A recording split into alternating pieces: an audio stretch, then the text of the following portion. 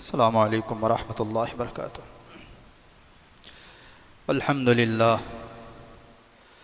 अल्हम्दुलिल्लाह नहमदुहु व नस्तईनुहु व नस्तगफिरुहु व नुअमिनु बिही व नतवक्कलु अलैहि व नऊज़ु बिल्लाहि मिन शुरूरि अनफुसिना व मिन सय्यिआति अअमालिना। मन यहदिहिल्लाहु फला मुज़िल्ल लहु व मन युज़्लिल्हु फला हादिय लहु व नशहदु अल्ला इलाहा इल्लल्लाहु वहदहु ला शरीक लहु व नशहदु अन्न मुहम्मदन अब्दुहु व रसूलुहु व सल्लल्लाहु तबारक व तआला अलैहि व सल्लम तस्लीमन कसीरन कसीरा। अम्मा बाद फ़अऊज़ु बिल्लाहि मिनश शैतानिर रजीम। बिस्मिल्लाहिर रहमानिर रहीम। लक़द जाअकुम रसूलुम मिन अनफुसिकुम अज़ीज़ुन अलैहि मा अनित्तुम हरीसुन अलैकुम बिल मुअमिनीना रऊफ़ुर रहीम। वक़ाल तआला इन्ना नहनु नज़्ज़लना ज़िक्र व इन्ना लहु लहाफ़िज़ून। वक़ाल तआला बल हुवा आयातुम बय्यिनातुन फ़ी सुदूरिल्लज़ीना ऊतुल इल्म। वक़ाल अल्लाहु अज़्ज़ व जल ला तुहर्रिक बिही लिसानक लितअजल बिही इन्न अलैना जमअहु व क़ुरआनहु फ़इज़ा क़रअनाहु फ़त्तबिअ क़ुरआनहु सुम्मा इन्न अलैना बयानहु। सदक़ल्लाहुल अज़ीम। हर किस्म की तमाम तारीफ़ें सज़ावार हों उस खालिक़ कायनात पर जो तमाम जहानों का पालनहार है। दुरूद व सलाम हो ज़ात क़ुदसी व शियम साहिबुल जूद वल करम ताजदार हरम नबी अकरम सल्लल्लाहु अलैहि वसल्लम पर और आपकी आल और औलाद पर, तमाम सहाबा पर, ताबईन पर, तबे ताबईन पर, मुत्तबईन पर, तमाम औलिया अल्लाह पर, इसी तरीक़े से ये सिलसिला चलता रहे क़यामत तक के आने वाले तमाम मुसलमानों पर। मोहतरम अज़ीज़ दोस्तों, बुज़ुर्गों, नौजवान साथियों, इरादा है कि आप हज़रात के सामने तदवीन क़ुरान, क़ुरान को कैसे जमा किया गया और क़ुरान कैसे नाजिल हुआ, फिर हदीस क्या है, फिर हदीसों को कैसे जमा किया गया, कैसे लिखा गया, फिर फ़िक़ह क्या है, फ़िक़ह को कैसे जमा किया गया, फ़िक़ह की कैसे तदवीन की गई, फ़िक़ह हनफ़ी क्या है, फ़िक़ह शाफ़ी क्या है, फ़िक़ह हम्बली क्या है, फ़िक़ह मालिकी क्या है, और बाद में उलमा ने शरीयत के मसाइल को किस तरीक़े से इस्तिंबात किया, निकाला, जमा किया, लोगों के सामने बयान किया। ये बहुत लंबा तवील मज़मून है, बहुत लंबा जाएगा। तकरीबन 2-3 साल से इरादा था कि इस उन्वान को छेड़ा जाए और ये मौका भी अच्छा है। रबीउस्सानी, जुमादुल ऊला, जुमादुस्सानी, रज्जब, शाबान तक कोई रिवायती मज़मून आम तौर पर नहीं आते। रिवायती मज़मून रमज़ान में ज़कात के बयानात होंगे, रमज़ान के बाद जो है हज का क़ुरबानियों का बयान होगा, फिर मुहर्रम में शहादत पर बयान होगा, फिर रबीउल अव्वल में सीरत पर बयान होगा, वगैरह वगैरह। तो ये जो हमें चंद जुमात, चंद हफ्ते या चंद महीने मिले हैं, इस पर ये बहुत इल्मी बहस है और हर एक मुसलमान को जानना चाहिए। क्योंकि बाज़ लोगों को ये लगता है कि क़ुरान, हदीस, फ़िक़ह और पुरानी जो किताबें हैं उसका ज़िक्र उनका ठेका है और वही इस चीज़ को जानते हैं, दूसरे कोई जानते नहीं हैं। ऐसी बात नहीं है। तो बहरहाल अज़ीज़ दोस्तों, बुज़ुर्गों, हम सबसे पहले क़ुरान को लेंगे, फिर हदीस पर बात करेंगे, फिर फ़िक़ह पर बात करेंगे, फिर इजमा पर बात करेंगे, फिर चारों जो मसलक हैं उसके ऊपर बात करेंगे, फिर हम हनफी क्यों हैं उस पर बात करेंगे। दूसरे क्या हैं हमें इससे इख्तिलाफ़ नहीं है। अरबी हम हनफी क्यों हैं, हम फ़िक़ह हनफी को क्यों फॉलो करते हैं, उसको तो बयान करना चाहिए। तो ये सारी चीज़ें बयान करने का इरादा है। दूसरी गुजारिश ये है कि अब जो मज़मून पकड़ेंगे इसको थोड़ा ना थोड़ा, कहीं ना कहीं थोड़ा याद रखना भी ज़रूरी है। ऐसा नहीं है कि नेकी कर दरिया में डाल, बयान सुने फिर बाहर निकले तो सब ख़त्म हो गया। हर जुमे का ताल्लुक़, इसके बाद चंद जुमों तक पिछली जुमे से उसका ताल्लुक़ होगा। पिछली जुमे की बातें याद होगी तो कुछ मजमून समझ में आएगा, वरना मुश्किल हो जाएगा। तो ये बातें हैं। मोहतरम अजीज़ दोस्तों बुज़ुर्गों, वही अल्लाह रब्बुल इज़्ज़त हज़रत जिब्राईल अलैहिस्सलाम के ज़रिए से हज़रात अंबिया के पास में वही की शक्ल में अहकामात नाजिल फरमाता था। क्या करना चाहिए, क्या नहीं करना चाहिए, क्या जायज़ चीज़ें हैं, क्या नाजायज़ चीज़ें हैं, अल्लाह की मंशा क्या है, ये फ़रिश्ते के ज़रिए से अल्लाह ने हज़रात अंबिया किराम अलैहिमुस्सलातु तस्लीम तक अपनी बातें पहुँचाई है किताबों की शक्ल में। लोग कहते हैं कि वही कैसे पॉसिबल है, कैसे ये मुमकिन है। आज 1400 साल के बाद जो है, बल्कि इतने हज़ार साल हो गए दुनिया बने हुए, और हुज़ूर पाक अलैहिस्सलाम के दुनिया से जा कर के 1400 साल हो गए हैं। और आज के साइंसदान इतनी टेक्नोलॉजी को जो है अपना सकते हैं कि दो मोबाइल आपस में रखें तो यहाँ का डेटा वहाँ चले जाए, वहाँ का डेटा यहाँ आ जाए, और ब्लूटूथ बना सकते हैं, वाईफाई बना सकते हैं, दुनिया भर की चीज़ें बना सकते हैं। तो क्या अल्लाह रब्बुल इज़्ज़त को इसकी कुदरत नहीं होगी कि फ़रिश्तों के ज़रिए से अंबिया के सीनों में उलूम को दाखिल कर दे?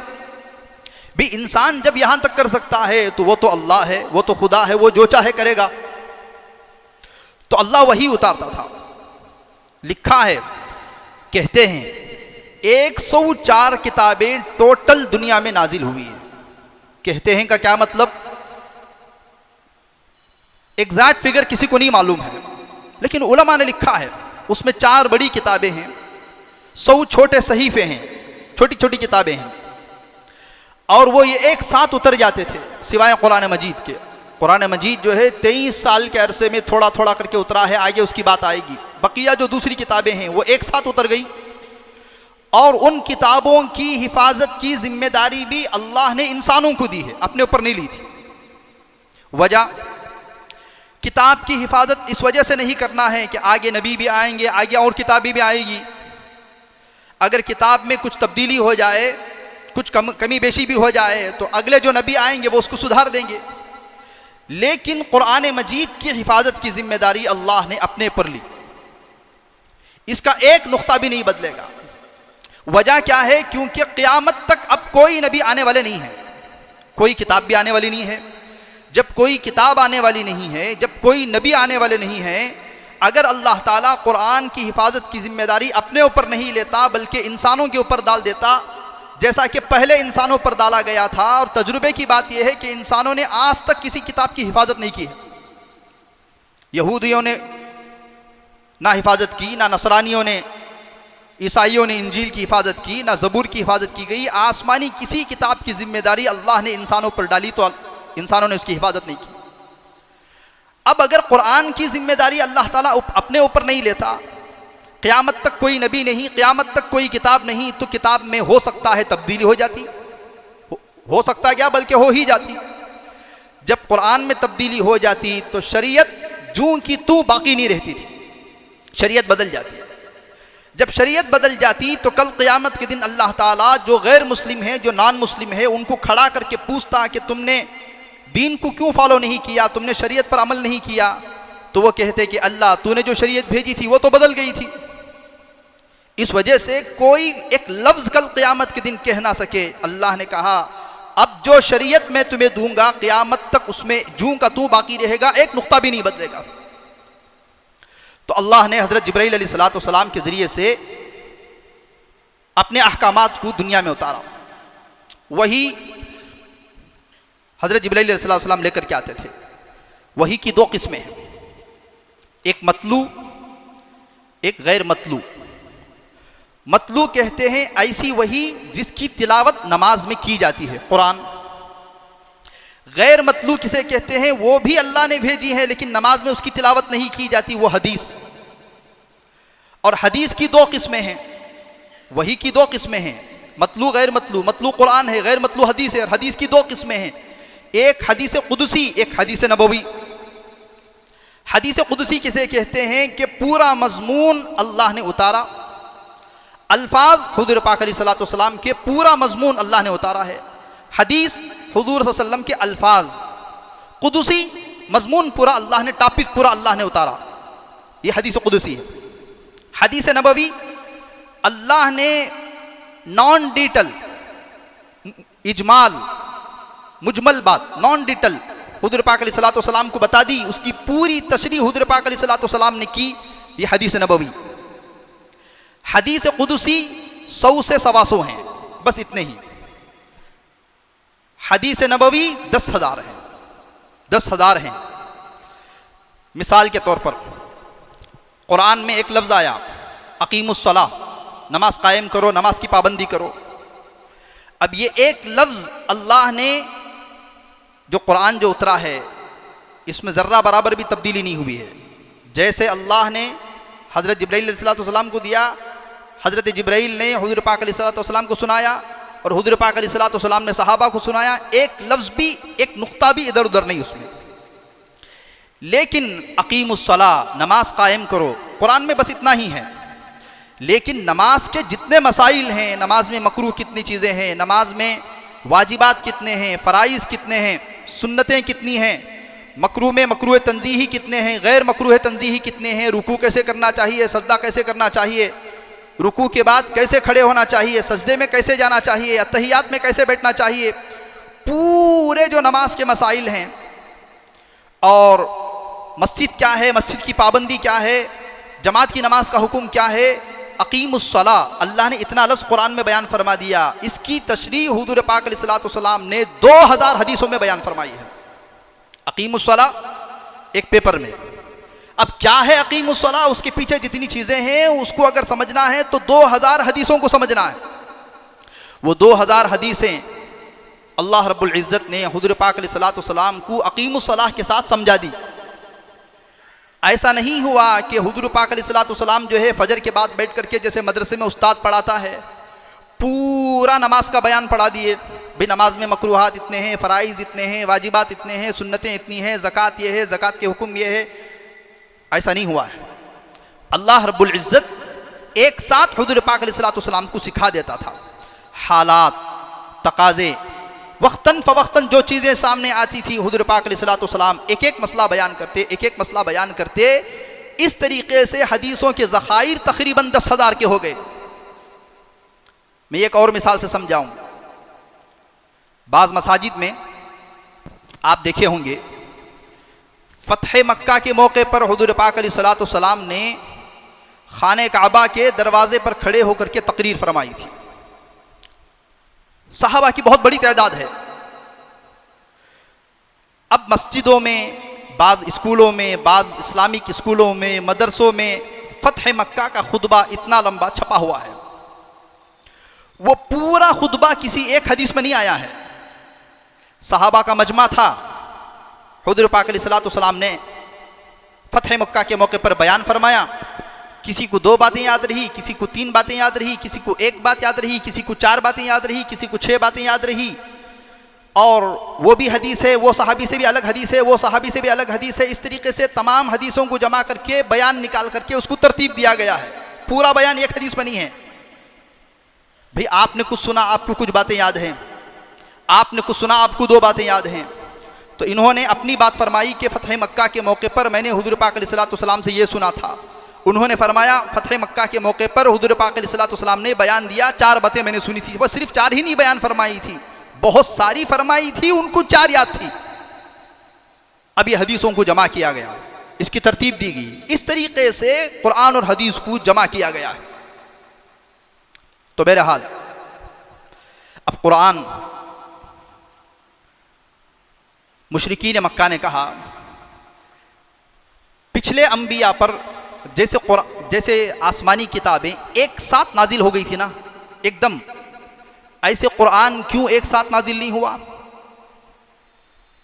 आप कुछ बातें, कुछ आयतें आप पढ़ करके सुनाते हैं, हफ्ता 10 दिन गुजर जाते हैं, फिर कुछ बातें कहते हैं, तो ये अल्लाह का कलाम है, हम कैसे माने? मुशरिकीन मक्का ने यह एतराज़ किया। अब उलमा ने वो सारी हिकमतों को कुरान ने भी बयान फरमाया कि कुरान क्यों थोड़ा थोड़ा करके नाजिल हुआ।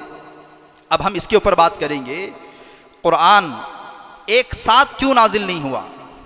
कुरान 20 साल 23 ईयर 23 साल के अरसे में थोड़ा थोड़ा करके क्यों नाजिल हुआ, हम इस पर बात करेंगे। देखिए, अगर कुरान एक साथ नाजिल हो जाता तो उसे याद रखना बड़ा मुश्किल होता। उलमा ने कई वजूहात हैं, उसमें से एक वजह यह भी बयान फरमाई है, अगर कोई मामला हुआ है, कोई पस मंज़र हुआ है, उस चीज़ को याद कर लेना आसान है। शुरू में इक़रा बिस्मि रब्बिकल्लज़ी खलक़ खलक़ल इंसान मिन अलक़ इक़रा व रब्बुकल अकरम अल्लज़ी अल्लम बिल क़लम अल्लमल इंसान मा लम यअलम, ये 5 आयतें नाजिल हो। कई दिन तक कुरान की कोई दूसरी आयतें नाजिल नहीं हुई। अब हज़रात सहाबा इसी को याद किए हैं, यही नमाज में पढ़ रहे हैं, बार बार इक़रा पढ़ रहे हैं, बार बार इक़रा बिस्मि रब्बिकल्लज़ी पढ़ रहे हैं। जो सहाबियात मस्जिद को आती थी वो भी याद कर रही हैं, जो सहाबा मस्जिद में हैं वो भी याद कर रहे हैं। जाहिर बात है जितने सहाबा थे पूरे बच्चे तो नहीं थे कि बिठा करके याद दिलाया जाता।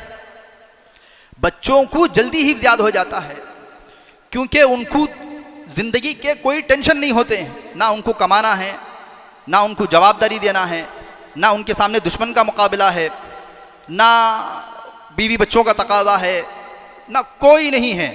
वो फ्री माइंड है, ज़्यादा से ज़्यादा खेलेंगे, फिर पढ़ेंगे, खेलते खेलते वो याद कर लेंगे। लेकिन एक बड़ा इंसान जिसके दिमाग में 1000 चीज़ें चल रही होती हैं, उसे अगर याद करने के लिए कहा जाए तो वो बहुत मुश्किल होता है। अब मामला क्या हुआ,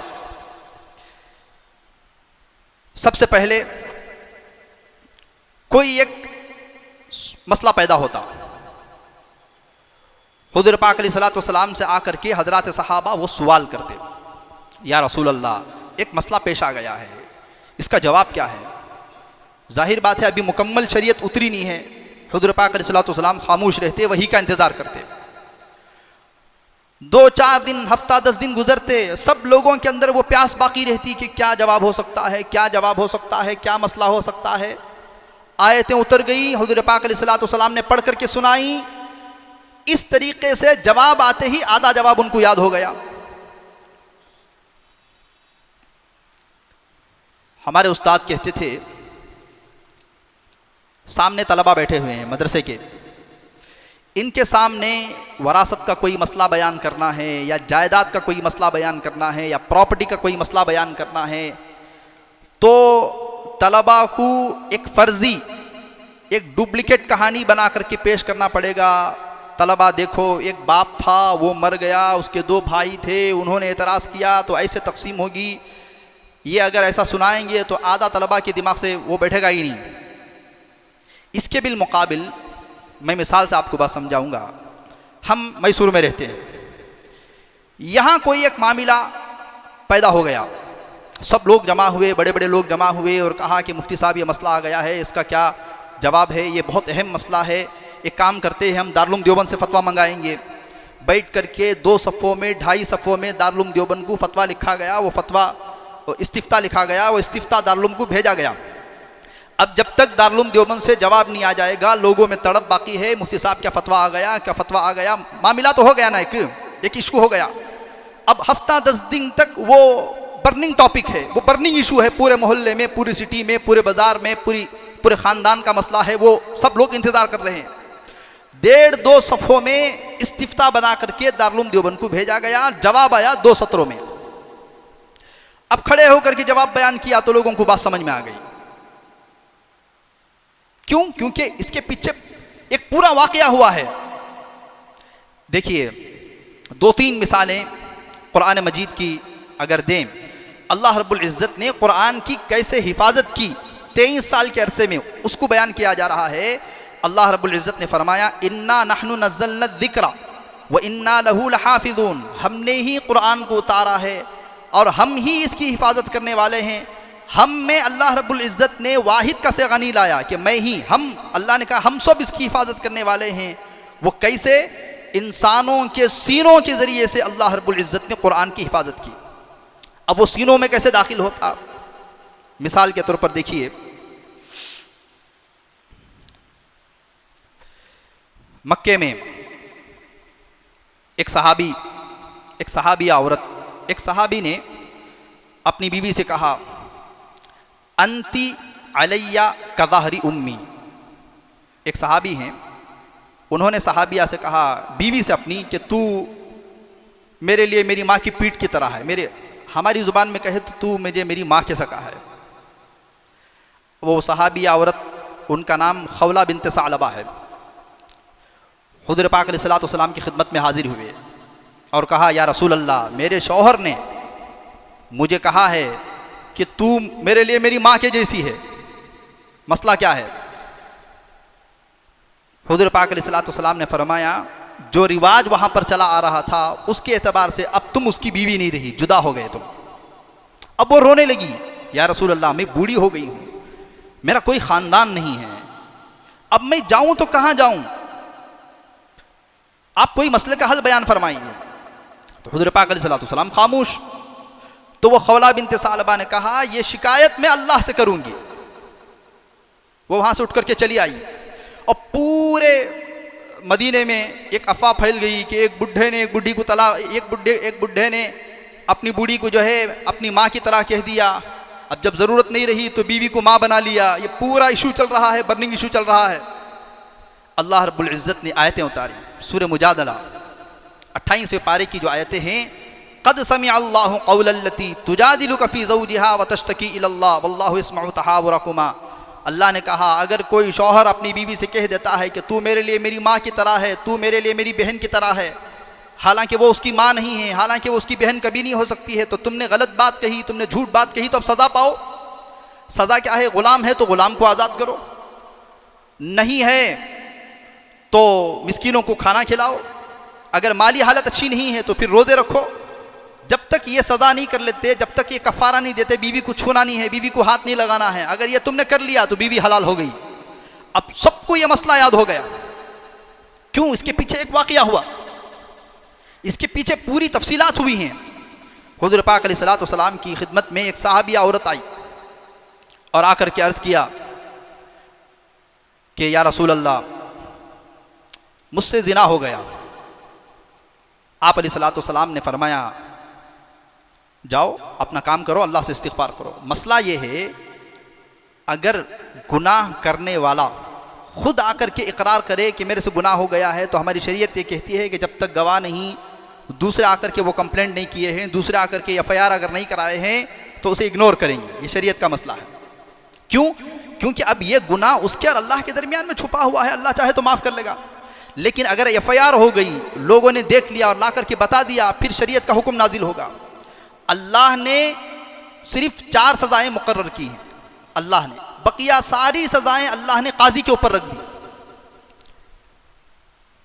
जितने भी जो भी चीज़ें होंगी, अल्लाह एक शादीशुदा औरत अगर जिना करे, चोरी, कत्ल और एक सज़ा शराब, ये 4 सज़ाएँ अल्लाह ने मुकर्रर की हैं। बकिया अगर कोई गलती होती है तो काजी अपने सवाबदीद पर सामने वाला कैसा है वो देख करके वो शरीयत के मुताबिक फ़ैसला कर सकता है। अल्लाह ने पूरी सज़ाएँ नहीं उतारी हैं। अब हुज़ूर पाक अलैहिस्सलातु वस्सलाम ने फरमाया, जाओ भाई जाओ, उस खातून से कहा जाओ इस्तिग़फ़ार करो। वो औरत फिर आई और अर्ज़ किया, या रसूल अल्लाह, मुझसे गुनाह हो गया है, मुझ पर हद जारी फरमाएं, मुझे सज़ा दें, दुनिया में सज़ा मुकम्मल हो जाए, आखिरत में मैं डरती हूँ। हुज़ूर पाक अलैहिस्सलातु वस्सलाम ने फरमाया, जाओ अल्लाह से इस्तिग़फ़ार करो। टालना मकसद था। उस खातून ने कहा, या रसूल अल्लाह, आप नहीं समझ रहे हैं, मेरे से ज़िना हुआ है और बच्चा भी है मेरे पेट में। तो हुज़ूर पाक अलैहिस्सलातु वस्सलाम ने और बात को टाला, कहा, अगर बच्चा है तो गुनाह तूने किया है, बच्चे ने क्या गुनाह किया है? अब अगर हम तुझे मार देंगे तो बच्चा भी मर जाएगा।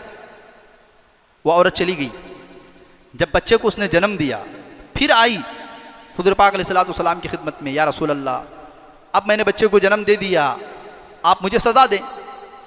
उसने कहा, अब हम तुझे सज़ा देंगे तो बच्चा दूध के बगैर मर जाएगा, जाओ बच्चे को दूध पिलाओ। असल में मसला जो है, इसको टालना मकसद था, उसको सज़ा देना मकसद नहीं था। लेकिन वो सहाबिया भी ऐसी थी, इतना ईमान मजबूत था कि गलती हो गई सो हो गई, सज़ा दुनिया में मिल जाए, आखिरत में बाकी ना रहे। बच्चा भी 1 साल का मुकम्मल नहीं हुआ। उस बच्चे को रोटी खाना सिखाया उस खातून ने, और हुज़ूर पाक अलैहिस्सलातु वस्सलाम की खिदमत में वो बच्चे को लेकर के आई, इस हाल में कि बच्चा रोटी हाथ में लेकर के खा रहा था। अब उस खातून ने कहा, या रसूल अल्लाह, अब बच्चा खाना भी सीख गया है, अब आप मुझे सज़ा दें। अब आयत नाजिल हुई। अब ज़रा सोचें, इतना सब कुछ होने के बाद अब वो आयतें महफूज हो गई। हुज़ूर पाक अलैहिस्सलाम ने हुक्म दिया तो उस खातून को संसार करके मार दिया गया, कत्ल कर दिया गया। उसकी जनाजे का मसला आया। हुज़ूर पाक अलैहिस्सलाम की आदत थी कि आप अगर किसी से गलती हो जाए तो उसकी जनाजे की नमाज नहीं पढ़ाते थे। खुदकुशी अगर किसी ने की है, हुज़ूर पाक अलैहिस्सलाम उसकी जनाजे की नमाज नहीं पढ़ाते थे। अगर कोई चोरी की या अगर कोई किसी को कत्ल किया, बदले में कत्ल किया गया, हुज़ूर पाक अलैहिस्सलाम उसकी जनाजे की नमाज नहीं पढ़ाते थे। अगर किसी का कर्जा है, हुज़ूर पाक अलैहिस्सलाम जनाजे की नमाज नहीं पढ़ाते थे। क्यों नहीं पढ़ाते थे? ताकि लोगों के दिल में ये बात हो कि अगर हम भी इस तरीके से कर करके मर जाएंगे तो हुजूर हमारे ऊपर जनाजे की नमाज नहीं पढ़ाएंगे, ये डर करके वो गुनाह ना करे। मकसद ये था। लेकिन जब ये खातून की जनाजे की नमाज रखी गई, आप अलैहिस्सलाम आगे बढ़े तो उमर रज़ी अल्लाहु अन्हु आगे बढ़ करके कहे, या रसूल अल्लाह, ये गामिदी ख़ानदान की औरत है, ये वही औरत है जिसे संसार करके मार दिया गया। हुज़ूर पाक अलैहिस्सलाम ने फरमाया, मुझे मालूम है। हज़रत उमर ने इस वजह से फरमाया, आपको हुज़ूर पाक अलैहिस्सलाम का मिजाज मालूम था कि ऐसे लोगों की आप जनाजे की नमाज नहीं पढ़ाते, लेकिन आपने जनाजे की नमाज पढ़ाई। आपने सलाम फेरा और लोगों की तरफ खड़ करके कहा, इस खातून ने ऐसी तौबा की है कि इसकी तौबा अगर पूरी सिटी को डिस्ट्रीब्यूट कर दी जाए तो सबकी मग़फ़िरत हो जाएगी।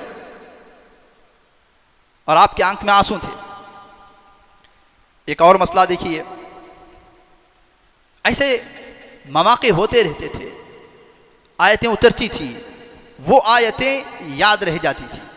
तो बहरहाल अज़ीज़ दोस्तों बुज़ुर्गों, अल्लाह रब्बुल इज़्ज़त ने कुरान की हिफाजत की जिम्मेदारी ली। अब ली तो कैसे हिफाजत करेगा अल्लाह रब्बुल इज़्ज़त? सवाल पैदा होता ना। अल्लाह ने अपने ऊपर कुरान की हिफाजत की जिम्मेदारी ले ली है, तो हिफाजत कैसे होगी? अब तक मैंने ये बयान फरमाया कि कुरान 23 साल के अरसे में क्यों नाजिल हुआ। छोटे छोटे मसले होते, कभी आकर के कुफ़ार एतराज़ करते, लोग इंतज़ार में रहते, तो उस एतराज़ के जवाब में आयतें उतरती। इस तरीके से वो कुरान जो है उतरता था। अब अल्लाह रब्बुल इज़्ज़त ने कहा, अब तो उतरा है, मैं इसकी हिफाजत करूँगा। हिफाजत कैसे होगी? अल्लाह ने दुनिया को दारुल असबाब बनाया है। अल्लाह असबाब का मोहताज नहीं है, लेकिन दुनिया को अल्लाह ने दारुल असबाब बनाया है। तो अल्लाह ने दुनिया में सबब के तौर पर हुफ़ाज़ को पैदा फरमाया। अल्लाह रब्बुल इज़्ज़त देखिए, हज़रात अंबियाए किराम अलैहिमुस्सलातु तस्लीम भी दुनिया में असबाब को इख्तियार करना पसंद फरमाते थे। आजकल हमारे लोगों में अजीब मसला है, ज़रा सी दीनदारी आ जाए, ज़रा से दीनदार कहलाने वाले बन जाएं, तो लोग ये समझते हैं कि सब कुछ करने वाली ज़ात अल्लाह की है। यकीनन सब कुछ करने वाली ज़ात अल्लाह की है, इसमें कोई शक नहीं है। लेकिन लोग सबब इख्तियार करने से डरते हैं, या सबब इख्तियार करना तवक्कुल के ख़िलाफ़ समझते हैं। नहीं, सबब इख्तियार करना ये तवक्कुल के ख़िलाफ़ नहीं है, ये तवक्कुल के साथ साथ में है। मिसाल से बात को समझाऊं, अरे भी कमाने जाएंगे तो खाएंगे ना, मेहनत करेंगे तो कमाएंगे, कमाएंगे तो खाएंगे। हालांकि खाने के लिए कमाना ज़रूरी नहीं है। कभी कभी इसके खिलाफ भी हुआ है। बाबा फरीदुद्दीन गंजशकर रहमतुल्लाह अलैह हाथ डालते थे, शक्कर निकालते थे, हाथ डालते थे, शक्कर निकालते थे, मुसल्ला उठाते थे, खाना रहता था। लेकिन क्या दुनिया के हर लोगों को ऐसा हो जाएगा कि मुसल्ला उठाएंगे तो खाना मिल जाएगा? नहीं, यह अल्लाह की आदत नहीं है, यह अल्लाह की सुन्नत नहीं है। तो अल्लाह रब्बुल इज़्ज़त ने दुनिया में कुरान की हिफाजत की है, तो सबब को इख्तियार किया है। हालांकि अल्लाह सबब का मोहताज नहीं है, अंबिया भी सबब को इख्तियार करते थे। मैं मिसाल दूँ आप हजरात को, उहुद में, उहुद हा के पेश के साथ, लोग ओहद ओहद ओहद बोलते हैं, ओहद नहीं, हा के ज़बर के साथ नहीं, हा के पेश के साथ है। उहुद में, ग़ज़वे उहुद में मुसलमानों को शुरू में नुकसान हुआ, जंग हारने की तरफ जा रही थी। पूरा लंबा मुझे वाक़या नहीं बयान करना है। हुज़ूर पाक अलैहिस्सलाम के दंदान भी शहीद हुए, आपके सर में पोत की जो ये थी वो भी घुस गई थी, काफ़ी नुकसान हुआ। हज़रत हमज़ा रज़ी अल्लाह अन्हु शहीद हो गए। ओहद के मौके पर पहले तो हुज़ूर पाक अलैहिस्सलाम को इशारा दे दिया गया था कि इस जंग में तुम्हारे 70 शहीद होंगे। इशारा कब दिया गया? बदर की जंग हुई। इस्लाम की, मैं मौजू से इधर उधर नहीं जा रहा हूँ, अगर आप हजरात तवज्जो रखेंगे, मैं मौजू पर ही हूँ। एक बात को समझाने के लिए मैं मिसालें ला रहा हूँ, वरना ऐसा नहीं कि मुफ्ती साहब वहाँ से कहा कि कुरान से बदर को चले गए, बदर से ओहद को चले गए, नहीं, ये मैं मिसाल दे रहा हूँ। मैं मिसाल क्या दे रहा हूँ, अल्लाह कुरान को हिफाजत करने के लिए दुनिया में एक सबब बनाया। जब अल्लाह ने सबब बनाया, अंबिया सबब को इख्तियार करते थे, हम क्यों सबब को इख्तियार ना करें, इसकी बात हो रही है। दरमियान में एक बात की, जब बदर में 70 कुफ्फार मारे गए, बड़े बड़े सरदारान, बड़े बड़े तोप, 30 मार खान, 70 कैद कर लिए गए। जब 70 कैद कर लिए गए तो हुजूर पाक अलैहिस्सलातु वस्सलाम ने सहाबा से मशवरा किया कि ये जो 70 कैद कर लेना, इनको हमें क्या करना। अबू बकर सिद्दीक़ रज़ियल्लाहु अन्हु ने राय दी, या रसूल अल्लाह, कुछ जुर्माना लेकर के हम इनको आज़ाद कर देंगे, जो जुर्माना हमें मिलेगा हम उससे हथियार खरीदेंगे, अपने आप को हम मजबूत बनाएंगे। अब मुमकिन है कि हम इनको आज़ाद कर दें तो आगे चल कर के ये इस्लाम लेकर के आएँ। अबू बकर सिद्दीक़ रज़ियल्लाहु अन्हु की यह राय थी। हज़रत उमर ने फरमाया, या रसूल अल्लाह, ये आम कुफ्फार नहीं हैं, ये मास्टरमाइंड हैं, ये 70 के 70 ये फितनों की जड़ हैं। ऐसे लोगों को माफ़ नहीं करना चाहिए, ऐसे लोगों की तो गर्दन उड़ा देना चाहिए, वरना फितने और उभरेंगे। लेकिन हुजूर पाक अलैहिस्सलातु वस्सलाम ने हज़रत अबू बकर सिद्दीक़ रज़ियल्लाहु अन्हु की राय पर अमल किया, जुर्माना लेकर के छोड़ दिया। तो अल्लाह ने आयतें उतारी, मा कान लिनबिय्यिन अन यकून लहू असरा हत्ता युदखिला फिल अर्ज़। हज़रत उमर रज़ियल्लाहु अन्हु की ताईद में आयतें उतार दी, या रसूल अल्लाह। उसकी तफसीर में उलमा ने लिखा है, आपने जो 70 को छोड़ दिया है, बदले में ये जाएंगे मजबूत होकर क्या करके तुम्हारे 70 को शहीद करेंगे। मालूम तो हो गया था कि अगली जंग में कितने जाएंगे, 70 जाएंगे। उसके बाद जब उहुद की जंग होनी है, हुज़ूर पाक अलैहिस्सलातु वस्सलाम ने रात के आखिरी हिस्से में 2 ख्वाब देखे। एक ख्वाब में 2 चीज़ें देखी, 2 ख्वाब नहीं, ख्वाब एक था, ख्वाब में 2 चीज़ें देखी। एक चीज़ क्या देखी, तलवार हुज़ूर पाक अलैहिस्सलातु वस्सलाम की मान पड़ गई है, हमारे मोटे अल्फाज में मंड हो गई है। हुज़ूर पाक अलैहिस्सलातु वस्सलाम तलवार छू करके देख करके परेशान हैं कि तलवार तो तेज़ नहीं है। हज़रात सहाबा ने हुज़ूर पाक अलैहिस्सलातु वस्सलाम से दरख्वास्त की कि या रसूल अल्लाह, आप तलवार को हिलाएं। हुज़ूर पाक अलैहिस्सलातु वस्सलाम ने तलवार को हिलाया तो तलवार पहले से ज़्यादा तेज़ हो गई। दूसरा, उसी में ये देखा कि एक गाय ज़ुबा हो रही है। सहाबा ने दोनों ख्वाब की ताबीर मालूम की कि या रसूल अल्लाह, इसकी ताबीर क्या है। हुज़ूर पाक अलैहिस्सलातु वस्सलाम ने फरमाया, तलवार मान पड़ जाना, मंड हो जाना, फिर तेज़ हो जाना, यह इस बात की अलामत है कि जंग में हम पहले मरहले में हम शिकस्त की तरफ जाएंगे, फिर अल्लाह रब्बुल इज़्ज़त हमें फतह देगा। या रसूल अल्लाह, जो गाय ज़ुबा हुई, हुज़ूर पाक अलैहिस्सलातु वस्सलाम ने चेहरा नीचे कर लिया, उसकी ताबीर नहीं बयान फरमाई। उसकी ताबीर यही थी कि 70 सहाबा शहीद होंगे।